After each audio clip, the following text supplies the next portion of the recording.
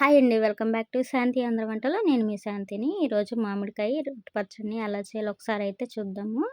రైస్‌లోకి అయితే చాలా టేస్టీగా అయితే ఉంటుంది. మరి ఎలా చేయాలో మా అమ్మ చేసే పద్ధతులు అయితే చూపిస్తాను. అమ్మమ్మల నాటి కాలం నాటి ఈ రోటి పచ్చడిని ఎలా చేయాలో ఒకసారి అయితే చూద్దాము.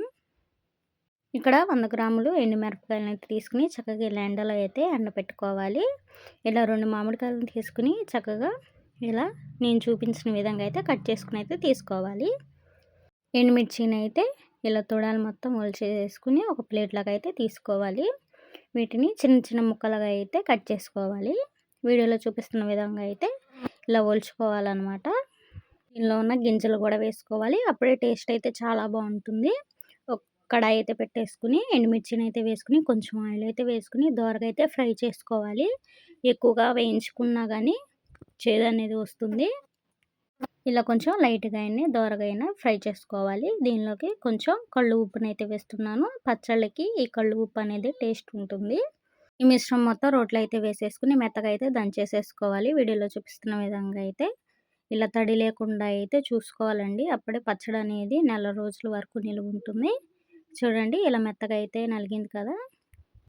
కట్ చేసి పెట్టుకున్న మామిడికాయ ముక్కలను కూడా వేసుకొని కచ్చా పచ్చగా అయితే దంచుకోవాలి. మెత్తగా దంచుకున్నంత రుచి అనేది బాగుండదు. పంటి కింద తగులుతూ అలాగే చాలా టేస్టీగా అయితే ఉంటుంది. వీడియోలో చూపిస్తున్న విధంగా ఇలా కచ్చా పచ్చగా అయితే దంచుకోవాలి.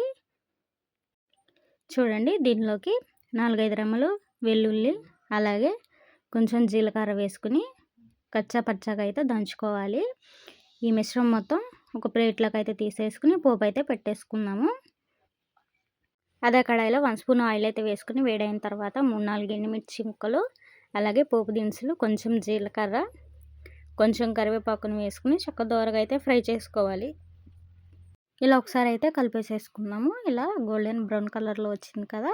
మనం నూరి పెట్టుకున్న మామిడికాయ తొక్కును కూడా వేసేసుకుని పోపులో మొత్తం కలిసే విధంగా అయితే కలిపేసేసుకోవాలి.